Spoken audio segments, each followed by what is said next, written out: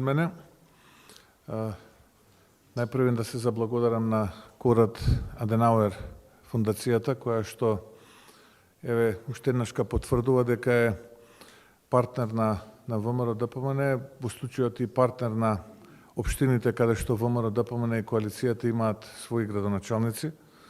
За нас представува исклучителна можност, но исклучителна чест ова што континуирано имаме можност да соработуваме заедно со луѓето кои што се дел од Конрад Аденауер фондацијата овдека во Македонија. Да му се заблагодарам на Даниел, на Давор, на останатите, но и оние кои што се во пријателска Германија, кои што возможуваат да делат своето искуство, кои што таму делот градоначалници или луѓе од различна област, тоа искуство го пренесат и до градоначалниците кои што на минатите локални избори беа избрани од редот на ВМРО ДПМН и коалицијата.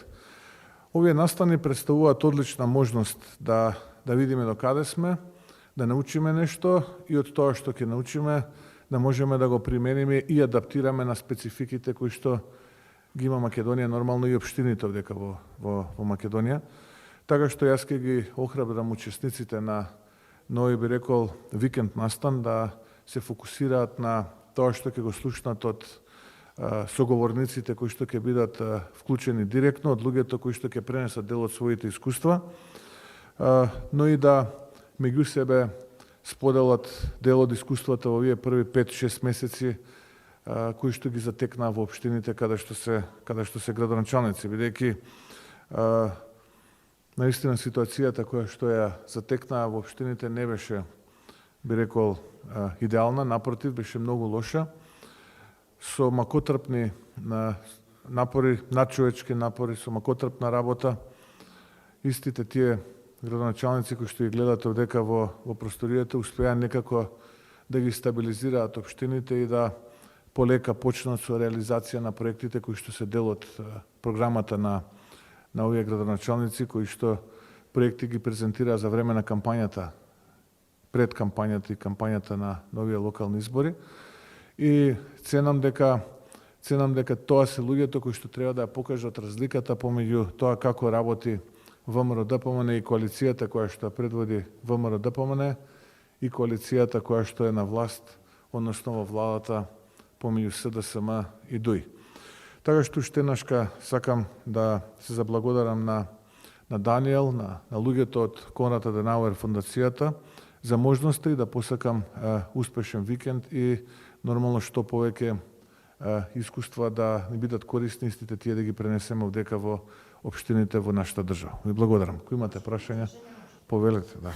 Ковачевски вчера реагираше жестоко на вашата најава за активна блокада на собранието. Како ја коментирате оваа негова реакција? И најважно поставам второто прашање, а додека председателот Пендаровски се сложи со вас, дека во однос на Бугарија ќе ни требаат писмени гаранции. Исто и тој негов став како го коментирате?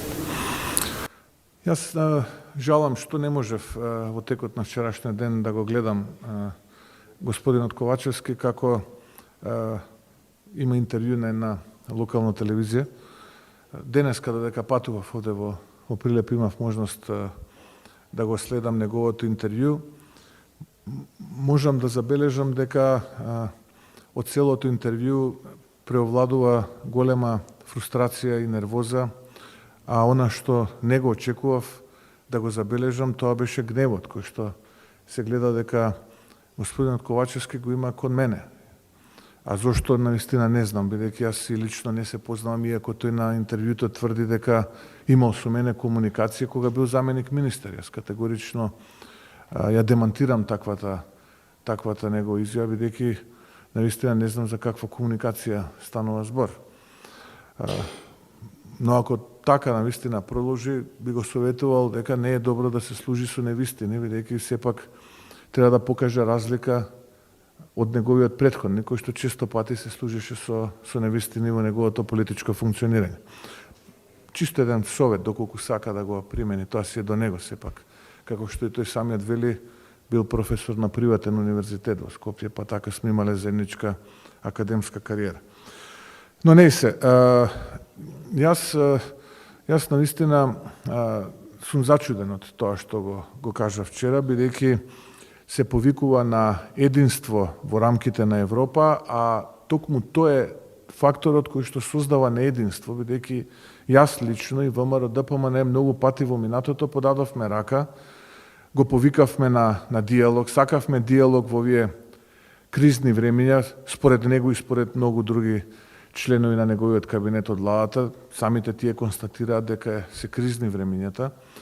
Неколку пати јавно преку медиумите апелиравме да се седне, да се разговара, па ајде чекавме 100 дена да поминат, повторно апелиравме, но некако отсуството на мудрост и би рекол државнички капацитет во владата која што Ковачевски ја предводи, а и кај него самиот доведе до тоа да тој веднаш таа подадена рака ја одбие.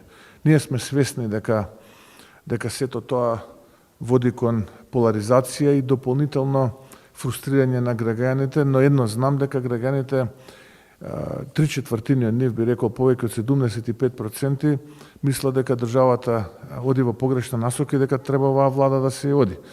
ВМРО ДПМН е народна партија и како таква ние мораме да ги следиме граѓаните. Ние не можеме да се однесуваме елитистички. Ние сме партија од народот и така и се однесуваме. И бидејќи така се однесуваме, јас само можам да уште еднашка подадам рака, бидејќи до 10 имаме уште околу 4 дена, ако не се лажам, мај, да се вразуми, уште еднашка да размисли. Има околу него советници кои што му велат како сега ти со Христијан ке седиш, како ке збори за предвремени избори. Уште еднашка подавам рака да седнеме, да зборуваме, 4 тима нудиме, пробоно да работат, без никакви привилегии, да помогнат Македонија од дента која ќе седнеме до дента која ќе договориме предвремени избори, да Македонија излезе што помалку оштетена од сите овие кризи кои што за жал оваа влада која што е полна со криминал и корупција, а Бога ми би рекол и неспособна, не може да греши. Што се однесува до второто прашање, зборувате, предпоставувам, за наистиот Стево Пендаровски, кој што подпишуваше по нарачка на Заев кога ќе му текне ворен несостојбе. Или наистиот Стево Пендаровски кој што велеше дека Гоце Делчев е бугарин. Предпоставувам за тој човек зборувате. Јас нема да ги цитирам неговите изјави, јас само ќе кажам дека ставот на ВМРО ДПМН е јасен. ВМРО ДПМН не може и нема да подржи, бидејќи за промена на уставот се потребни 2/3, било каква интервенција во преамбулата, без при тоа да добиеме од страна на бугарскиот парламент јасни гаранции, изгласани, дека од тој момент до денот кога ние ќе бидеме земја членка на Европската унија, сите отворени прашања се затворени и нема да има дополнителни барања од страна на Бугарија.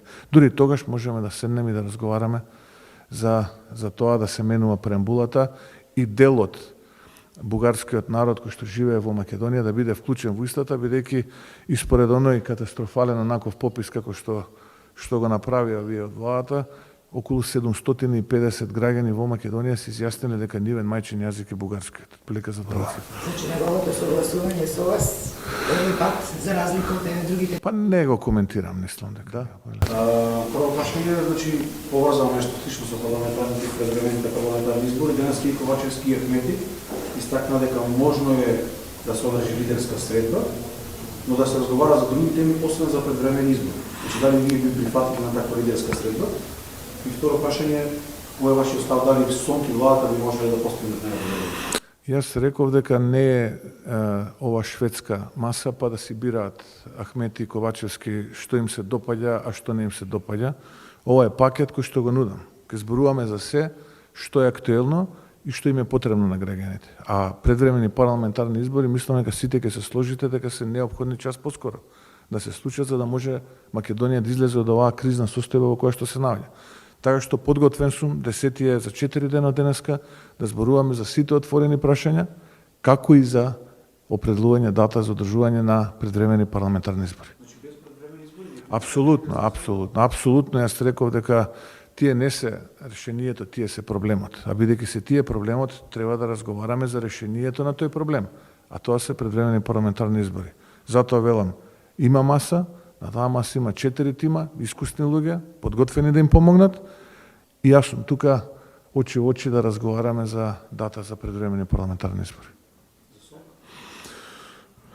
Па за СОНК денеска продолжуваат преговорите, колку што сум информиран. Не знам докаде е ова кое што би требало да изгледа сега како симулација на преговори, дали беше целта да се растегне периодов па да се намали револтот кај наставниците, професорите и вработените во градинките. Ако таа беше стратегијата, мислам дека им е неуспешна, бидејќи фрустрацијата кај луѓето е се поголема. Но длабоко во себе посакувам да има добар договор со кој што ќе бидат задоволни вработените во училиштата и во градинките. Ние како ВМРО ДПМН апсолутно ги поддржуваме нивните барања. Поднесовме закони во парламентот, за жал владата од на СДСМ и ДУИ тоа се го одби. Така што тука мислам дека во позадина се кријат некои други работи, но времето ќе ги покаже кои се тие работи.